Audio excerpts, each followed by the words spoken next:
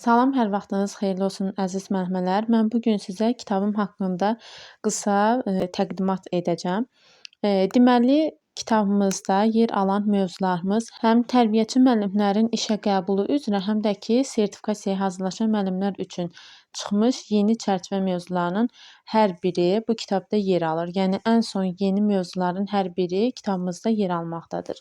Və ilk mövzumuz məktəbəqədər təhsil haqqında qanunla başlayır. Sonra məktəbə hazırlığın məqsəd vəzifələri, yəni məktəbə hazırlıq yaş qrupunda uşaqları məktəbə hazır etmək üçün bizim qarşımızda hansı məqsəd vəzifələr durur ki, bunları uşaqlara ötürək həmin bunlar haqqında qeyd olunub və təhsil alanların, valideynlərin, uşaqların hüquq və vəzifələri və didaktik prinsiplərdə inkişaf sahələridir. Burada hər biri qeyd olunubdur.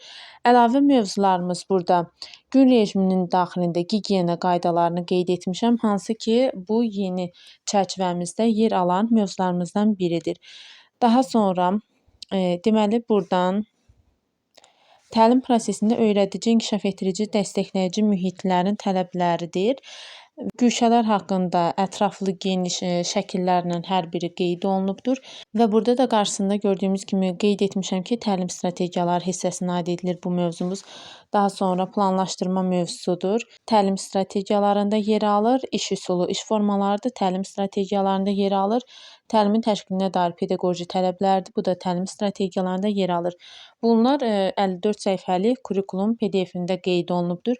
Və mən də burada qarşısında belə mötərizənin içində qeyd etmişəm ki, yəni bunların hər biri təlim strategiyalarına aid edilən bir mövzulardır. Daha sonra burada pedaqoji prosesin təşkili prinsipi.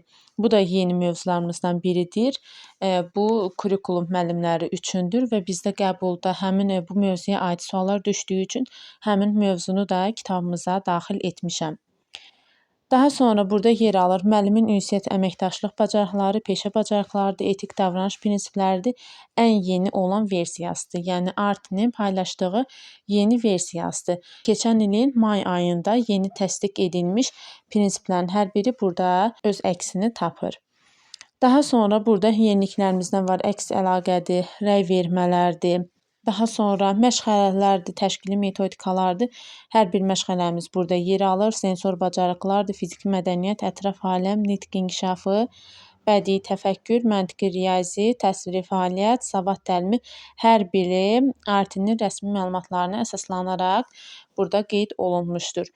Daha sonra pedaqoji və psixoloji nəzəriyyələrimiz. Burada da yenə ilk öncə olaraq pedaqogika haqqında məlumat qeyd etmişəm. Yaş dövrlərinin xüsusiyyətləri, yaş böhranları, uşaq şəxsiyyətinin formalaşması. Daha sonra gəlir nəzəriyyələr. Piaget, Vygotsky, Howard Gardner nəzəriyyəsi. Bir çox müəllimlər qeyd edir ki, Howard Gardner bizim deməli çərçivəmizdə yoxdur. Amma yeni çərçivədə hətta aşağısında linki qeyd olunubdur ki, yəni burdan məlumatı əldə edəsiniz ki, qəbulda bu mövzu haqqında suallarla qarşılaşa bilərsiniz. Hətta çərçivənin aşağı hissəsində belə bir qeyd var ki, yuxarı hissədə mövzuların daxilində hər hansısa da bir mövzu adı yoxdursa, aşağıda həmin mövzuya uyğun olaraq link yerləşdirilibsə, həmin mövzunun imtahana düşmə ehtimalı böyükdür. Və bu mövzulardan biri də Howard Gardner mövzusudur ki, deməli, məsələn, deyək ki, bax bu hissələrdə bunlar verilir ki, bu mövzular imtahanda düşəcək və Howard Gardnerin adı yoxdur orada. Amma aşağıda linkdə qeyd olunubdur. Ona görə də məhz bu mövzunu da kitabımızda daxil etmişəm. Sonra yanaşmaların hər biri Montessori, Waldorf, Reggio Emilia, yeni yanaşmamız olan Friedrich Froebel yanaşmasıdır. Bunlar da yer alır. Leyşinanın hesablama metodudur. Daha sonra təlim modelləri, öyrənmə tərzi, 4K bacarıqları, müəllimin fasilitasiya bacarığı, bunların hər biri yeni mövzularımızdır. Daha sonra isə 5-ci bölmə təhlükəsizlik. Burada yer alan mövzularımızın da hər biri tam yeni bir çərçivə mövzulardır.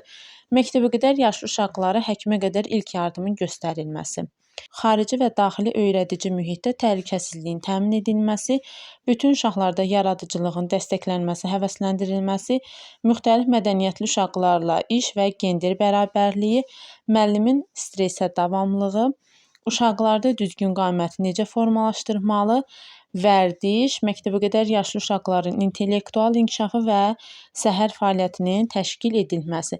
Bunların hər biri tam yeni çərçivəmizdə yer alan yeni mövzulardır və bunlar da təbii ki, rəsmi Artinin paylaşdığı məlumatlara əsaslanaraq hər biri asan qavranılan şəkildə qeyd olunmuşdur. Əlavə olaraq isə universal öyrənmə dizaynı da çərçivəmizdə yeni alan mövzulardan biridir və o da kitabımızda yer alır.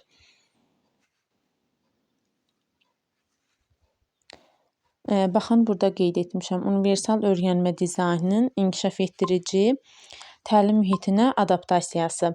Daha sonra fəaliyyət mərkəzlərində, yəni güşələrdə uşaqların təşviqi və baş verə biləcək risklərin, yəni konflikt, dağınıqlıq və s. idarə edilməsi. Bunların da hər biri kitabda yer alır. Daha sonra mövzularla belə tanışlığa baxaq. Qanunda deməli məktəbəqədər təhsilinin Azərbaycan Respublikasının hansı qanununa əsasən hazırlanıbdır və bu qanunların əsas məqsədi nədən ibarətdir? Bunların da hər biri burada qeyd olunubdur. Daha sonra didaktik prinsiplərdir. Burada ilk öncə olaraq didaktik prinsiplər, məsələn, nəticə yönümlülük nəyə deyilir, uşaq yönümlülükdür, şəxsiyyət yönümlülükdür, bunlar nəyə deyilir, onları qeyd etmişəm.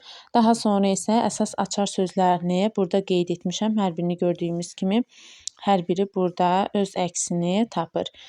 Daha sonra gəlir inkişaf sahələrimiz, məzmun xəttləri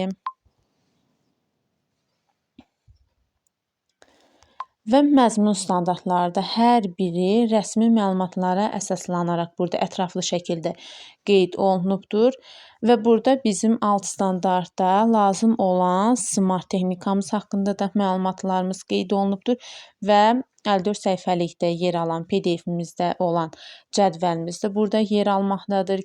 Daha sonra differensiallaşdırma haqqında gördüyümüz kimi, burada fərqli rənglərlə əsas qeydləri qeyd etmişəm. Ətraflı olaraq differensiallaşdırma, fərdiləşdirmə nədir? Bunun haqqında. Daha sonra burada prinsiplərdən əsas qeydləri qeyd etmişəm. Və pedaqoji prosesin təşkili prinsipləri, buna qarışıq prinsiplər də deyirik. Bunlar da ətraflı şəkildə hər biri qeyd olunubdur. Fəaliyyət məşğələmizdə hər fəaliyyətlərə aid edilərək burada rəsmlər qeyd olunubdur və hər fəaliyyətin sonunda bu formada açar sözlər cədvəl formasında təqdim olunur sizlərə və bu da yaş qrupları üzrə qeyd olunur. Məsələn, rəsm çəkmə üzrə birinci, ikinci, kiçik qruplarda, orta, böyük, məktəbə hazırlıq qruplarında əsas hansı açar sözlərimiz var? Bunların hər biri bu formada qeyd olunubdur. Eynilə də digər mövzularımız və digər təsviri fəaliyyət məşğələrimizin digər fəaliyyət növlərində hər biri bu formada açar sözlərlə qeyd olunubdur. Baxın, burada da aplikasiya fəaliyyəti üzrə hər bir açar sözləri cədvəlin daxilində yer alır. Uşaqların səhər qəbulunu necə həyata keçirilməlidir? Bunlar da ətraflı şəkildə burada yer alır və əlavə olaraq burada uşaq bağçasında menyunun təşkilində tərbiyəçi müəllim və dayənin rolu nədən ibarətdir? Sonra qidalanmalara verilən əsas prinsiplər və qidalanmanın hansı əsas prinsipləri vardır? Bu 6 prinsipdən ibarətdir və burada da hər biri haqqında ətraflı qeyd olunubdur. Kitabı əldə etmək istəyənlər 050 692 34 32 nömrəsi ilə əlaqə saxlayar, ya zəng vasitəsilə, ya da ki, WhatsApp üzərindən fərqi yoxdur. Kim istəyirsə əlaqə saxlayar və kitabımız poçtla göndərilir bölgələrə. Şəhər daxili indi ünvan kimə uyğun olsa oradan əldə edə bilər. Əgər uyğun olmasa poçtla göndərilir. Kitabın öz qiyməti 20 manatdır. Poçt pulu isə 5 manatdır.